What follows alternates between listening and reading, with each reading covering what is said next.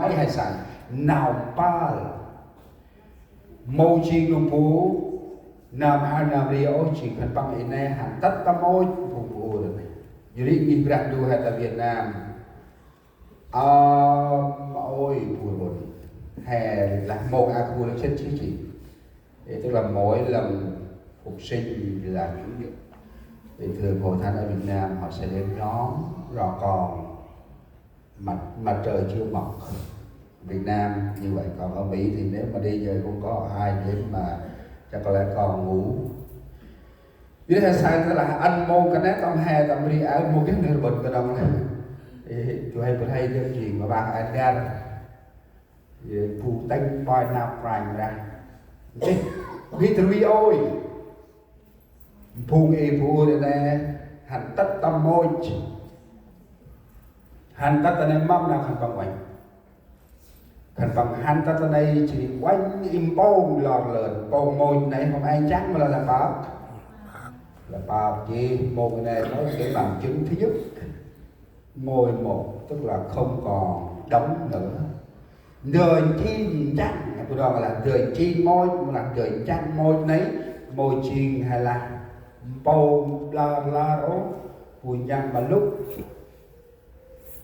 chỉ sau lúc cái này mà hôm lại chăn trong môi cho nên là la chỉ kia chú hay cúc tặc lờ lúc này chỉ tôm bát quanh tôm bát quanh ra đó là mà phùng phù này mong khăn ai tình chuỗi cướp kín khăn ai tình chuỗi quanh ra Giêsu trong trào ấy bằng một hôm cúc ta ô bằng họ trực vì gì tình năm nào bằng la gì quanh hôm tóc phun gió là khăn ai mồ dắt nào cực mức khăn ai hành quanh ta tóc phun gió hôm ai sạc quanh ra ta đấy một là một nay chỉ nộp bút tất nào quanh ra cái là khăn ai mồ dắt nào cực gọi đi khăn hành mất cho trâu này quanh tóc phun gió hôm ai ta đấy một là một đó là bằng chứng thứ nhất sáng sớm đó là bằng chứng chúng ta thấy một cách rõ ràng nào phải tại chứ cái hành cái gì nè toát ra qua một vị qua nào ai chọn một kia nào đi cái nào kêu và hôm ai thùng bôn thùng ông mon ai kia nào đi đâu hay sáng nào phải là từ đi ngắn bằng một chỉ phải là thật tầm một này ông kia ấp thùng cái hàng thì ca này này phải từ ra ô rung rang năn nghe là cái sao tầm rồi sân nào mà chưa có bé chết mà phàm từ tròn chết mang ngoài này tất chết mà vào vùng ta này vùng kia này tầm chắc như là quay đang hôm sau thế này riêng vùng quay đưa ra tầm chắc là vùng ta ăn bạc ấp mầm phúng cái này cái mầm mò quay ra cái hè quay ra cái là tóc cái này một cái từ riêng ngang ô anh ấp bạc cái mầm phúng ta này bước một vùng bòn là mò hay là bằng lạc quay để spin mochi từ riêng ô mòn bằng tóc nhé một cái từ riêng nha thì dưới ăn bạc ông ta này cái mà bước áp bòn là tức là để truyền cho người khác. Chúa Giêsu không phải là sống lại, các môn đồ cướp xác Chúa Giêsu di dời nơi khác, không phải là sống thật. Đó là cách bịt miệng để thế giới có khỏi nhìn nhận Chúa Giêsu là đấng sống lại. Các ta thành bằng chi cái này, bồn cái này mà bự nào prime ra đập đông là một đập ố lối cái này đông kiến thức sinh anh cái chết mong ngoài tất prime speed lậm ba tầm áp tốc anh đông tổng dù là họ bịt miệng như vậy nhưng Chúa Giêsu hiện ra trong 11 lần sau khi chết. Thầy thế lễ họ bịt miệng các dân sự để họ khỏi tin Chúa Giêsu sống. Paul hay là bằng là thì coi Giêsu thì biết không? Giờ là một người ổ nên chỉ có nít hay là ông lòng nào cho hè kia nào hai ngân thật là con mình hèm bôi rồi suốt nào ra người hay sao đã nào bao ra quá bằng chỉ nơm đi nhân lời chứng rõ ràng ngài là đấng sống thật. Sách Khải Huyền đoạn 1 câu 8 chép như thế này, chúng ta nào dần đó Chúa là Đức Chúa Trời, đấng hiện có đã có và còn đến, là đấng toàn năng phán rằng ta là Alpha Omega, chữ đầu và chữ cuối. Thái Huyền đoạn 1 câu 17 về 18. Đừng sợ chi, ta là đấng trước hết và là đấng sau cùng, là đấng sống, ta đã chết thì nay đã sống đời đời, cầm chìa khóa của sự chết và âm phủ. Nếu chỉ trú xuất nào rằng mà na tầm báo của ngoài trọng tham chế Pra Giêsu Pra đuôi chiền quanh ra kia chỉ đi họ kia chỉ đi nó đó chỉ nơm kia nào tươi lạc quả cướp chiền alpha chỉ đi omega chỉ nơm lo chỉ đi lệ thức nào tầm ba đống của ngoài trọng chích mà có bê chích mà hàm là tại ô cướp chiền nơm lo lớn chỉ đi lệ thức chỉ nơm đi cướp khét chỉ bảo cướp đi nó đó nhột khóa nào khét chỉ đi bon phùng khét nay chín hè sai quanh đại skin bước bằng ra hoa, tức là lời chứng rõ ràng ngài là đấng sống thật. Đây là lời chứng không phải một người mà chính Chúa Giêsu hiện ra với dân tại đảo Bạch Mộ. Hay sao là anh mặc rành là dưới nào hãy cho là cướp trình nơm kia lo kia nào khét rành là Giêsu đấy thì nông phù ân mặc nãy mày chỉ cướp một chi nông phù khét thường thì prime spin mong kia nào đấy nào khét kia mà ba nào phép nào trời Chúa Giêsu chết để bày tỏ quyền năng của Đức Chúa Trời với hai sa ta nào dần để là ta là đấng toàn năng cướp trình nơm kia nào tươi nào khét chỉ nào đi tâm prime đặt là gì vậy nào chắc hay là môi trường trường là một cái sự chúng ta tin ngày hôm nay không phải là vô ích nhưng chắc chắn anh em sẽ sống lại vì đấng chúng ta tin đã sống lại rồi. Đó là cái niềm hy vọng lớn trong mỗi cái đốc nhân chúng ta. Hãy quay lưng chân đóng đi cực về Giêsu họ từ cái gì cái ân mà phun hè nào trọc rít giờ tầm nào giờ là Đức Chúa Giêsu đã sống lại rồi để ban cho chúng ta đức tin sống thì hay là của nó là cái mà ân phun hè nào trọc rít một chuyện nào trọc hết rồi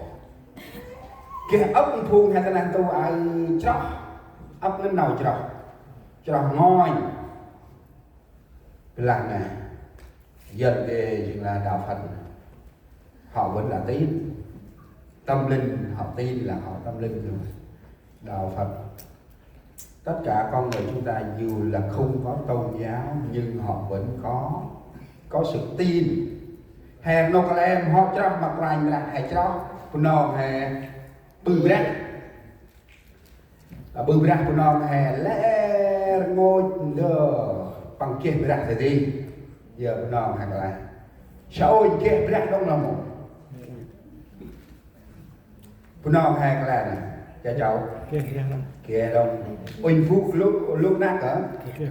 kia đông bông kê kia bự ra đông nó ra kia bra đông giang phi kia bra đông ôi pu ôi hong kia bra đông đam bra kia bra cái gì jadi hai của nó gọi là chọc thì gì chỉ là tầm pi này yoga lúc lên là bằng tóc yoga hay kít rác bra này bằng rạch lệ กันและมวยประยุกต์ประยางประอูประเจบุษามประกรีเวตาเห็นตรังกราหนาวมีดโซนประกรียาลักประแอนโมเกเจสัมสมุทโตจีแห่ปลายหลักโมริงยันแห่นอยประเลิศหลักโมริงยันหลักโมริงยันโมริงยันนอยประเลิศยี่หลักเกแห่ปุนองแห่นกเกือบหลักกับปุนองแห่เจียนประงูหลังงูผู้จัดวงบ้องมาปูญางูนะงูนั่ง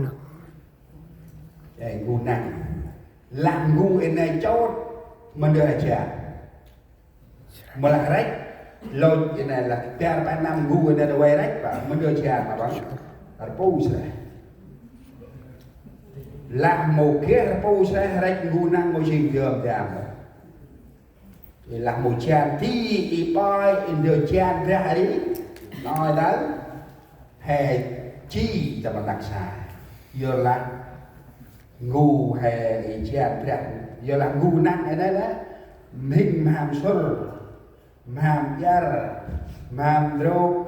มามปูมันเดือดเชียนเรื่องโอ้ยมันงูไอ้นั่นแห่มิงจะปูบอลนะมิงอะไรเรื่องจีมามแต่ปูบอลนะยี่ห้ออิสราเอลนั่นชอบมามีผมบอกน้องให้ผมน้องไอ้ชอบไอ้ที่แจกรังของพิษละเพลินจะมาบื้อเรื่องจริงเปลี่ยนแปลงในชีวิตมาพูดอิสราเอลแปลงได้อันไม่แค่เพียบแน่หิ้งมาแต่ผมบอกเยอะเพื่อให้ผมน้องไปชอบตรงนี้ได้กินแจกรังอะไรทำกันđóหิ้งตักงูนั่งตรงนี้หิ้งตรงนี้ปราบเชื่อตรงนี้ปราบยาตรงนี้โมอันผู้จอดก่อนแช่จอดต้องหิ้งงูละจอดตรงนี้เกจจ้าเกlà bằng bạc cái bự chi này chính tông đọc ở đây gù nàng phong bao chọn bằng này trình được đấy hay một cái đống là cù rài hay dương đó là ông nó đâu hay cho bạc hay một trình bạc lô một trình bạc tách là hay qua là một bằng một cái tàng ổ bạc hay cho cái là bạc tách cháu ơi nhớ mới được kìa lo chạy quýt chu lo cái này cháu ơi kia vào mổ giờ sắp cháu ơi đó là rồi ra linh hài từ chạy châu mô kích rào hành lệnh hết tập đi sắp cháu ơi nuôi thích cháu ơi nhà cháu từ chạy châu ma từ chạy châu anh em bưng mà băng lẫn cười chết rào ai chàng theo cháu ơi ta thấy ơi mà cháu ơi nó vừa đi ôi berarti thì cháu ơi nữa giờ là cái cả ngao đó muốn phải dùng mà tới kia đào bếp chọc cho ôi cho chàng là cũng đã po đã qua tại tầm bay tầm mít mà bự chọc ly là chắc rồi tầm bay là po qua không là làm đi sinh ra tầm bay là po đã qua chắc nít đương đi sinh ra mà bự chân chặt tiêu chạy trâu sắp tới tiêu nè sắp đi đây là này thì sắp tới tiêu mà tập bay tập mệt tập bò tàu qua ra sắp đi là ăn được cố gắng đi mình sẽ raเลยra không sẽ ra cái này đó kịch là tay tàu thú tàu quy rồi kita nào bao hai cái cú đông nào là cú đông que đông rồi sau khi tiêu là lên tới đây dành được gạt hai đó để tìm vụ gạt ngắn vào mỏ nên hay sao nào đi nó hè chèn ra thì bao đông cực xa tầm đi trôi chèn ra của nó là vì trôi lạnh ho tình chèn ra trôi chột nhang đó mà đánh ra đó hai của nó là nó có để chèn ra ngăn đưa một cái nhà đi mà bự nào cũng làm được đấy gọi cho nên game hai kít nào đi chiều của nó hay nào chết nào qua nào hay là bằng chết qua ra lắm tại là mồ ti